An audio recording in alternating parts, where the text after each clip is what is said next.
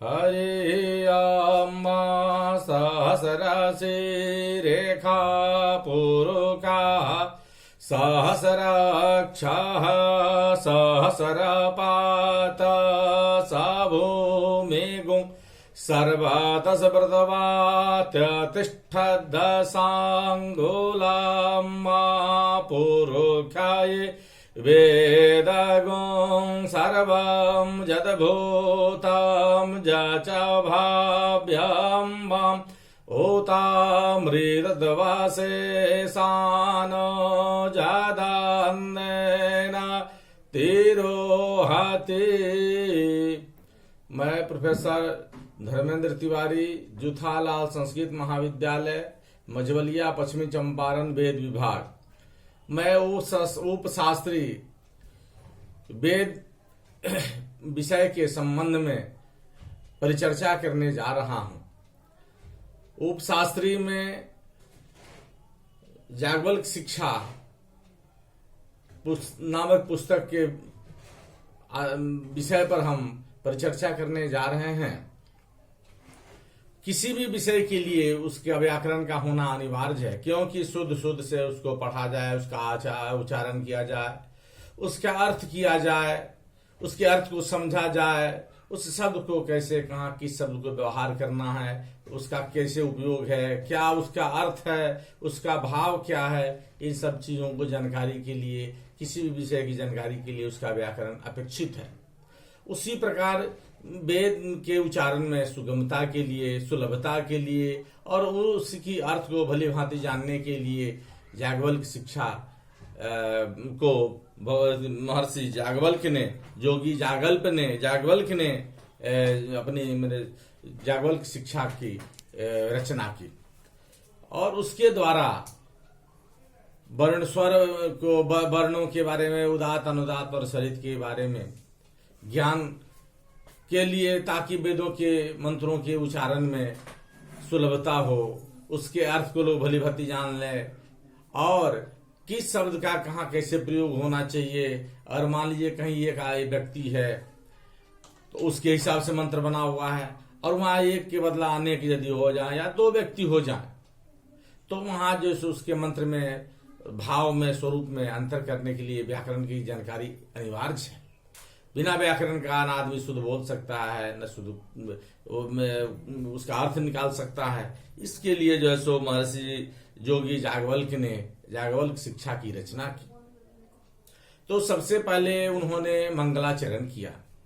तो किसी भी शास्त्र के, ग्रंथ के या कोई भी पाठ्य पुस्तक के प्रारंभ में वह किसी भी विषय का क्यों न हो, मंगलाचरण किया जाता है, क्योंकि ग्रंथाद्यौ ग्रंथ मध्य ग्रंथांते च मंगलमाचरणीयम।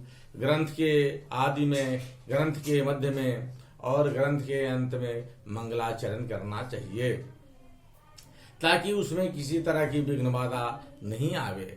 उसी प्रकार महर्षि याज्ञवल्क्य ने जो है सो अपनी याज्ञवल्क्य शिक्षा में मंगलाचरण किया है। प्रणम्य पेतरो तद्वद गुरुम सप्तर सुपहवयम बिवृणोमि जजु शिक्षाम याज्ञवल्क्य प्रभासिताम।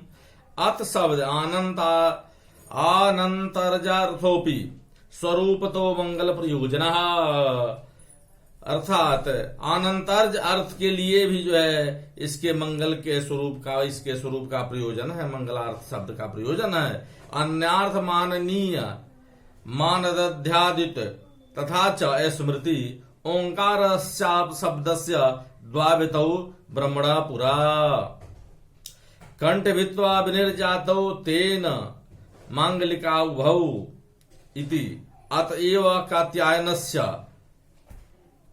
कात्यायन जो है ओम वेदेषु ओंकारम वेदेषु, ऐसे कात्यायन ऋषि जो हैं ओंकार को ही वेद मानते हैं। अथकारम भाष्यसु, भाष्यकार जो पतंजलि है वो कहते हैं कि ये ओंकार जो है वही वेद है। तेन भाष्यन्ते पदार्था जेसु, जो कहा जाए, बोला जाए, जेसु तानि मन भाष्यानि इति व्युत्पत्त्याम शिक्षा अपि भाष्यत्वे संज्ञ मंगल प्रयोजनस्य अथ शब्दस्य प्रारंभे प्रयोगः संगच्छति। किसी भी मंगलाचरण करने के बाद किसी चीज को प्रारंभ करने में अथ शब्द मंगलवाचक होता है और अथ शब्द का जो है सो प्रयोजन करना चाहिए। अथ का अर्थ होता है गुरु, गुरु भी अर्थ होता है तो प्रणाल्या वेद ग्रहणानंतरम, अतः मंत्रों की सही सही उच्चारण हो उसके लिए कहा गया कि मंत्रो हीनः स्वरतो वर्णतो वा मिथ्या प्रयुक्तो न तमर्थमाह स वाग वज्रो जजमानम हिनस्ति जथेन्द्र शत्रु स्वरतो पर आधार। यानी मंत्रो हीना स्वरतो वर्णतो वा, मंत्र जो है स्वर और वर्ण से विहीन यदि हो, मिथ्या प्रयुक्त हो न तमर्था उसका गलत उपयोग हो, और बिना मंत्र का अर्थ जाने हुए उसका उपयोग हो।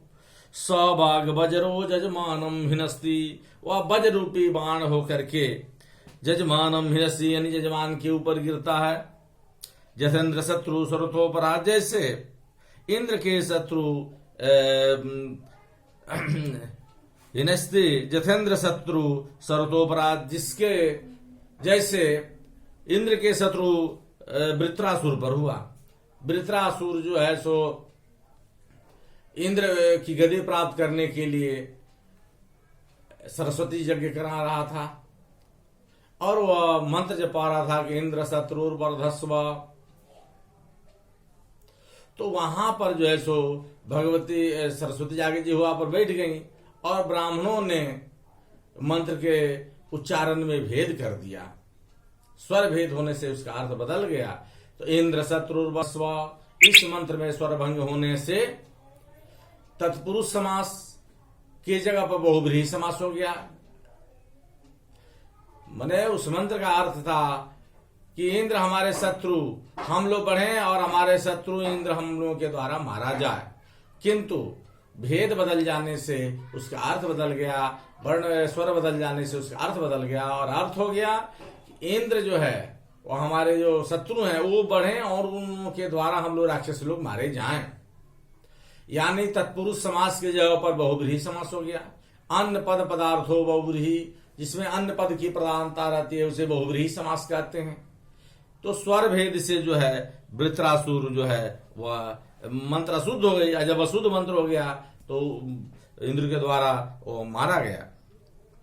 इसलिए कहा गया है कि स्वर तो वर्ण तो वा, स्वर से या वर्ण से, स्वर तो वर्ण तो वा मिथ्या प्रयुक्तो यानी गलत प्रयुक्त हो जाने से, न तमर्थमाह अर्थ जाने भी बिना। यानी मान लीजिए कि कोई शब्द है और उसका अर्थ का ज्ञान से विद्यालय शब्द लिया गया तो विद्या धन आलय उसका हुआ, लेकिन जो आदमी व्याकरण को नहीं जानता है, संधि को नहीं जानेगा, वो तो कुछ से कुछ उसका विच्छेद कर देगा। तो जब विच्छेद कर देगा या संधि गलत कर देगा तो उस शब्द का अर्थ बदल जाएगा। उसी प्रकार स्वर जो है, स्वर तो वर्ण तो, स्वर का भी जो सोई से होगा, गलत होने से अर्थ बदल जाएगा, गलत प्रयुक्त होने लगेगा। और गलत प्रयुक्त होने का मतलब है कि उसका सारा अर्थ बदल जाएगा। और अर्थ बदल जाने से जैसे इंद्र का जो शत्रु वृत्रासुर जैसे मारा गया, उसी प्रकार जो है सो अर्थ की जगह पर अनर्थ हो जाएगा और जहां इष्ट प्राप्ति है वहां अनिष्ट की का आगमन हो जाएगा। इसलिए जो है सो वर्णों का ज्ञान, व्याकरण का ज्ञान अनिवार्य है किसी भी भाषा के लिए और वेद के लिए निश्चित रूप से अनिवार्य है। इसलिए महर्षि योगी याज्ञवल्क्य ने याज्ञवल्क्य शिक्षा की रचना की। पारणी वर्णेन स्वरतो वर्णतो वा मिथ्या प्रयुक्त वेदस्य प्रयुक्त, वेद में उन्होंने प्रयोग किया है। कर्म वैगुण्य द्वारा विपरीता अनिष्ट फल प्रयुक्ता, अगर उसका सही उपयोग नहीं हो तो अनिष्टकारक हो जाता है और उसका फल बदल जाता है। छंदसी स्वर संस्कार्यो नित्यत्वम, इसलिए स्वर संस्कार की नित्यता मानी गई है, स्वर की संस्कार करनी चाहिए। अतः माने हेतु कारण त्रयाणाम, त्रयाणाम उदात अनुदात स्वरितानाम अशांतर भेद सहितानाम स्वराणाम वर्ण धर्माणाम, कि किस वर्ण का कहाँ धर्म है, उच्चारण का कैसे है, नहीं है। सो हुआ समूह मन त्रिस्वरी, शैव मन तैस्वर्जम, तस्य मन लक्षणम मन स्वरूपम आकारम तत् व्याख्यास्यामः। मैं इसका जो सो व्याख्या करने जा रहा हूं, क्या कर रहा है, ये व्याख्याकार जो सो अमरनाथ जी कह रहे हैं, विविधम वर्ण इस्यामी विविध, वर्णों का जो सो व्याख्या करने का वर्णन करने में जा रहा हूं। वयम इति शेष, हम लोग इसी को अथी करके आगे इस पर विचार करेंगे। वयम इति सर्वनाम नाम हर्षि, जोगी जागवल के हो गया, इसलिए सभी लोग इसको जागवल के निर्मित माने। उदाताश्च अनुदातश्च स्वरितश्च तथैवं तत्, तथैव तत् लक्षणं वर्णयिष्यामि दैवतम स्थानमेव च। अब आगे जो है सो इसका वर्णन करने जा रहे हैं कि भाई स्वर वर्ण वगैरह क्या क्या है भाई, इसका कैसे क्या हमारे वेद से हमारे मंत्रों से क्या संबंध है, किसको क्या माना जाए, किसका उच्चारण कैसे किया जाए, इस पर जो है सो विवेचन हम लोग करने चल रहे हैं। उदातश्चानुदातश्च स्वरितश्च तथैव तत् लक्षणं वर्णयिष्यामि दैवतम स्थानमेव च। उदातः च मने पुनः, अनुदातश्च च पुनः, स्वरितः इति त्रया, इसी को त्रया कहते हैं, तीन कहते हैं, त्रया जिसको कहते हैं उदात अनुदात और स्वरित। स्वरा प्रधान तो वर्णीया इति शेषा, सबसे पहले स्वर की प्रधानता है। चकारात ए सामवांतर भेदापि तथैव तत् मने तेषाम लक्षणम मने दैवतम स्थानम। चकार गोत्रादिकम वर्णयिष्यामि, च वगैरह गोत्र का हम वर्णन करने जा रहे हैं। तो वर्णो जातिश्चित्यादौ समुद्दिष्टान वर्णादिन व्याख्या सुराचार्य प्रथमम। अब वर्ण के बारे में कहने जा रहे हैं। क्या? शुक्लमूचम बीजानीयान नीचम लोहितमीव च श्यामंतु स्वरितम विद्यात्। उदातम पहले कह दिए कि स्वर तीन होते हैं, उदात अनुदात वर स्वरित। एक मात्रा भवेत् ह्रस्व द्विमात्रो दीर्घोच्यते त्रिमातश्च प्लुतोग्यो व्यंजनम चार्धमात्रम मात्रकम। तो अब यहां कह रहे हैं कि शुक्लम ऊचम बीजानीयात नीचम लोहितमीव च श्यामंतु स्वरितम विद्यात्, यानी ऊचम उदातम, उदात का ऊपर से मुख्य ऊपरी भाग से उच्चारण होता है। शुक्लम वर्णतः श्वेतम, इसका वर्ण शुक्ल वर्ण होता है, इसको श्वेत जानना चाहिए। किसको? उदात को। बीजानियात माने उदात को श्वेत वर्ण समझना चाहिए। नीचम अनुदात में अनुदातम, अनुदात का मुख्य निचले भाग से उच्चारण होता है। लोहित रक्त वर्णम, इसको लोहित वर्ण या रक्त वर्ण जानना चाहिए अनुदात को। एवच ऐसा जानना चाहिए। तू भिन्न क्रम, और इससे भिन्न जो है स्वरित को समझना चाहिए। तू पुनः श्यामम, इसको श्याम वर्ण समझना चाहिए, कृष्ण वर्ण समझना चाहिए। विज्ञात बुद्धेत, इस प्रकार समझना चाहिए कि उदात को शुक्ल वर्ण समझना चाहिए, इसका उच्चारण ऊपरी भाग से होता है। अनुदात का उच्चारण निचले भाग से, मुख के निचले भाग से होता है, इसको रक्त वर्ण लोहित वर्ण समझना चाहिए। और इससे भिन्न स्वरित का जो है उसको श्याम वर्ण या कृष्ण वर्ण मानना चाहिए। कृष्ण वर्णम ऐसा समझना चाहिए। अथ दैवतानी, अब इसके देवताओं के बारे में हम लोग उदात अनुदात और स्वरित, इनके देवताओं के बारे में हम लोग अब विचार करेंगे। अग्निमुच्यस्य दैवत्वम नीचे सोमम बीजानीयात्व सरिते सविता भवेत्। ऊचस्य उदात, जो उच्चे स्वर से उचले ऊपरी भाग से उच्चारण हो उसको उदात कहते हैं। इसके अग्नि देवता हैं दैवतम। विद्यात इति काकाक्षी गोल कन्या युनोभयत संबद्धते, नीचे अनुदाते, और अनुदात का नीचा स्वर होता है। सोमम, इसके देवता कौन है? सोम है, ऐसा जानना चाहिए। स्वरिते स्वरे सविता, स्वरित स्वर का जो है देवता सविता हैं, सूर्य हैं, भवेद ऐसा जानना चाहिए। अब इनकी जाति क्या है? उदात, अनुदात और स्वरित। अब इनके जो है सो हम लोग पहले वर्ण वगैरह के बारे में जाने, अब हम लोग जो है सो इनकी जाति के बारे में जानेंगे। उदातम ब्राह्मणम विद्या, नीचम क्षत्रियमेव च, वैश्यस्तु स्वरितम विद्या। उदात का ब्राह्मण वर्ण समझना चाहिए, नीचम क्षत्रियमेव च, अनुदात का नीचे से हो जाता है इसलिए उसको क्षत्रिय समझना चाहिए। वैश्यस्तु स्वरितम विद्यात्, और स्वरित का जो है सो वैश्य जाति समझना चाहिए। अब जो है उदातम तो ब्राह्मणम विजानियात, उदात को ब्राह्मण जानना चाहिए। च पुनः फिर उसी तरह नीचम अनुदातम, अनुदात नीच से जिसका उच्चारण हो उसको अनुदात कहते हैं। क्षत्रिय में उसका जो है क्षत्रिय जो है सो जाति होता है, क्षत्रिय ऐसा जानना चाहिए। स्वरितम तो पुनः उसी प्रकार पुनः स्वरित का वैश्य जाति जानना चाहिए। अब हम उदात, अनुदात, स्वरित इन तीनों के बारे, गोत्र के बारे में हम लोग जानेंगे, विचार करेंगे। भारद्वाज मुदातकम, नीचम गौतम मित्याहु, गार्ग्यम च स्वरितम विदुहु। उदात में उदातम,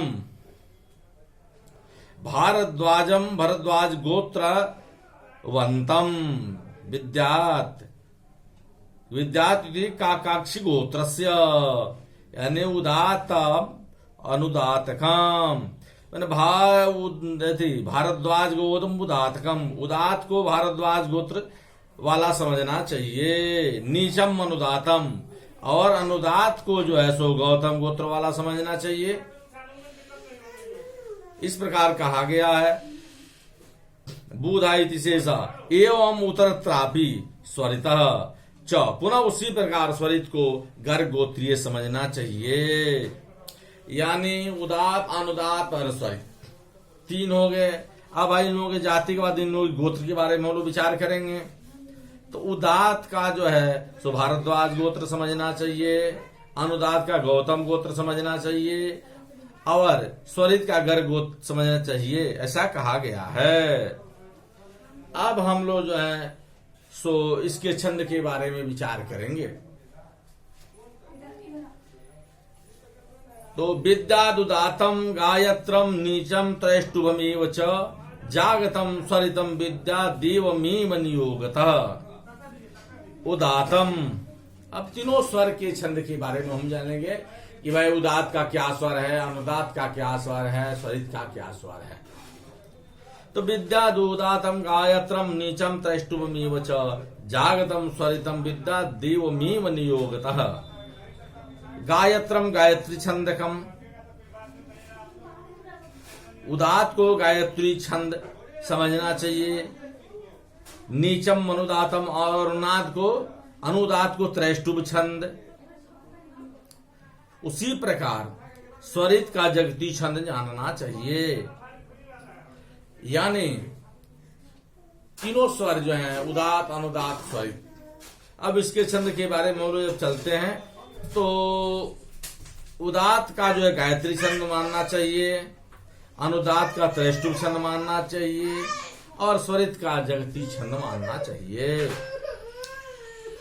ननु तत्रांतरे स्वराणाम साप्त विद्य प्रसीदे, अत्र त्रैविध्यमेव कश्चमुत्तमित आह। आप जो है सो इसके स्वर के किस किस विधि में प्रसिद्ध है इसके बारे में हम लोग विचार करेंगे। गांधर्व वेदे जे प्रोक्ता सप्त छटा जादया स्वरा, त एव वेदे विज्ञेया श्रेया ऊचा दया स्वरा। गांधर्व वेदे शाम वेदे, गांधर्व वेद का उपयोग जो है सो साम वेद में होता है। क्योंकि साम वेद गायन से प्रयुक्त है, इसलिए गांधर्व वेद या साम वेद में जो है सो गीतात्मक होता है। अस्य गान प्रधानत्वा गांधर्वम, जिसमें संगीत की प्रधानता हो, गीत की प्रधानता हो, उसे हम गांधर्व वेद कहते हैं। तथा ही नारद, उसी प्रकार नारद कहते हैं कि गेतु गेया विदु प्राज्ञा चेति कारो प्रवादनम, माने जो गीति प्रधान हो वही गांधर्व है। वेति, उसी प्रकार वाद्यस्य संगेन गांधर्व विरोचनम, जो गीति के साथ, वादन के साथ गीत हो वह भी गांधर्व के अंतर्गत आता है, गांधर्व वेद के अंतर्गत आता है, ऐसा जानना चाहिए। किंच दारधी गात्र वीणा च द्वे वीणे गान जातिषु सामी की गात्र वीणा तो तस्या श्रेणुत लक्षणम। नारदीय शिक्षा में कहा गया कि जे खड़ जादय सप्तस्वरा, माने खड़ जातय सप्तस्वरा, सातों स्वर के जो है खड़ जादय प्रोक्ता, ऐसा कहा है। कथिता ते खड़ जादय एव वेदे यजुर्वेदे अस्य प्रकृत्वात् त्रय उच्चादय। स्वर कितने होते हैं भाई? तो स्वर 3 होते हैं, उदात, अनुदात, स्वरित, ऐसा जानना चाहिए। त्रिस्वेव अंतर्भूय स्थिता इत्यर्थ, माने 3 तरह की जो है सो स्वर होते हैं, ऐसा जानना चाहिए। अथ प्रसंगात, इसलिए प्रसंग बस। खड़जादि नाम मुतपतिर नारदीय शिक्षायाम प्रदर्शितोच्यते, तो ऐसे जो है सो नारदीय शिक्षा में कहा गया है कि नासा, उच्चारण के बारे में कहा गया है क्या? तो नासाम कंठ मुरस्तालुम जीवादंताश्च संस्थितः खड्भी संजायते जस्मा तस्मा खड्ज इति स्मृतः। वायु समागतो नाभे कंठ शीर्ष समागतः नरहिति स भवद्यस्मा तस्माद्रीखभ उच्यते। वायु समुस्थितो नाभे कंठ शीर्ष समाहतः नाना गंधर्वः पुण्यो गांधारस्तेन हेतुना। वायु समस्थितो नाभे रूरो हृदि समाहतः नाभिं प्राप्तो महानादं मध्यमत्व समश्रुते। वायु समस्थितो नाभे हृदकंठोरशिरोहतः पंचस्थाने सस्यास्तस्य पंचमत्वं विधीयते। अतिसंधीयते जस्मा देवान् पूर्वोचितान् त्वरान् तस्मादस्य स्वरस्यापि दैवत्वं विधीयते। निखिदन्ति स्वरास्मिन् निखादस्तेन हेतुना। सप्तानां त्रिस्वन्तर्भावः कीदृशी इत्याह, कैसे भाई सो बताइए? कहते ऊचौ निषाद गांधारौ नीचा वृखभवदैवतौ शेषास्तु स्वरिता गेया खड्ज मध्यम पंचमः। निषाद गंधारौ ऊचौ दातांतर्भूतौ ऋखवदैवतौ। निषाद गांधार जो है ऊचौदांतारभूतौ ऋखव दैवतौ नीचौ अनुदात अंतर्गत गेयो। माने निषाद गांधार जो है यह उदात को समझना चाहिए, ऋखव दैवत जो है अनुदात को समझना चाहिए। शेषा खड्ज मध्यम पंचमः, ये जो है स्वरित के अंतर्लीन है सरित में। उसके बाद जो खड़ग मध्य पंचम जो है शेष है, उसको जो है सो स्वरित समझना चाहिए। अथ प्रसंग प्राप्त खड्जादीनाम उच्चारणम प्रकारो भंगया प्रदर्शयत। आगे जो दिखाने जा रहे हैं, खड्जो वेदे शिखंडस्य ऋखव स्याद जामुखे गावो रंभन्ति गंधारम क्रौंचांस चैव तु मध्यम। अर्थात शिखंडिनो मयूरस्य आस्यम मुखम तस्मिन् खड़स्वरः स्यादिति वर्तते। माने खड़ स्वर को स्वरों के 6 भेद जानना चाहिए। ऋखव अजामुखे स्याद गांधारम गावो रंभन्ति ध्यनन्ति। क्रौंचा पक्ष विशेषः मध्यमम स्वरम धनंती शेषा च एव तु पादपूर्णे। कोकिला पंचमं ब्रूते निषादं तु वदेद् गजः आश्वश्च दैवतो गेय स्वरा सप्तेति गीयते। कोकिला कोयला इति प्रसिद्धः सर्वत्रैव पंचमं स्वरम, पंचम स्वर में कोकिल जो है वो पंचम स्वर में बोलती है। निषादम स्वरम, जिसको निषाद स्वर भी कहते हैं। गजो हस्ती बदे ध्वनंती, निषाद स्वर जो है सो गजो हस्ती हाथी की बोलती है। ध्वनंती च पुनः दैवता स्वर आश्व, घोड़ा दैवत स्वर में बोलता है। अश्वकृत शब्दों की यह ऐसा समझना चाहिए, यह अश्वकृत यह शब्द है। अश्वो दैवतम ध्वनितम जावत, सप्त स्वरा सरी ग म प घ नि संज्ञका वेदे इति एवं गीयते इतेक वचनंतु इति पद द्योत कर्मापेक्षा बोध्यम। तथैते मयूरादय खड्जादि सदृश ध्वनि धनन्ति तथैव खड्जादय वेदे ध्वन्यन्ते इति भावः। एतस्य गानम सामवेदे, सामवेद जो है गान युक्त है। जजुषी तु कात्यायनेन प्रतिसख्ये, यजुर्वेद जसो में कात्यायन के द्वारा प्रतिशाख्य में सप्त सामसु गाने, साम में 7 प्रकार के गीत गाए जाते हैं।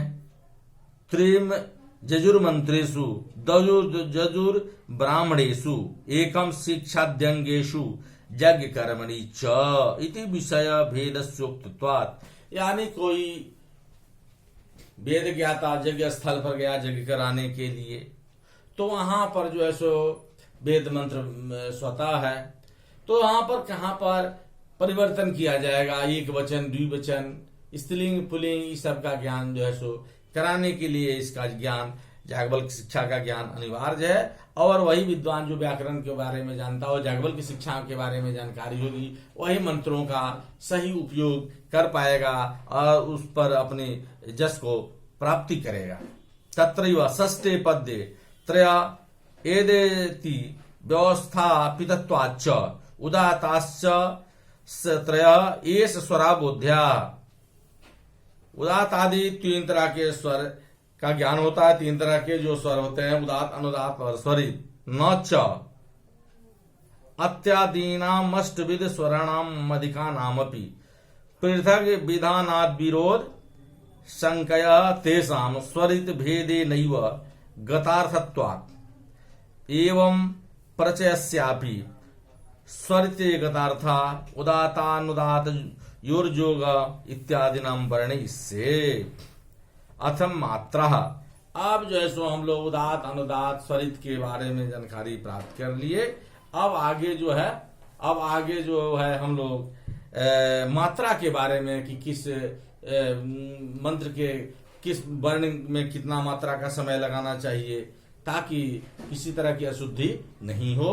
और फिर जो है सो ये उपशास्त्री का जो वेद शुक्ल यजुर्वेद का जो विषय है उसमें याज्ञवल्क्य शिक्षा के बारे में हम लोग विचार विमर्श किए और फिर हम लोग अगले दिन इस पर आगे विचार विमर्श करेंगे।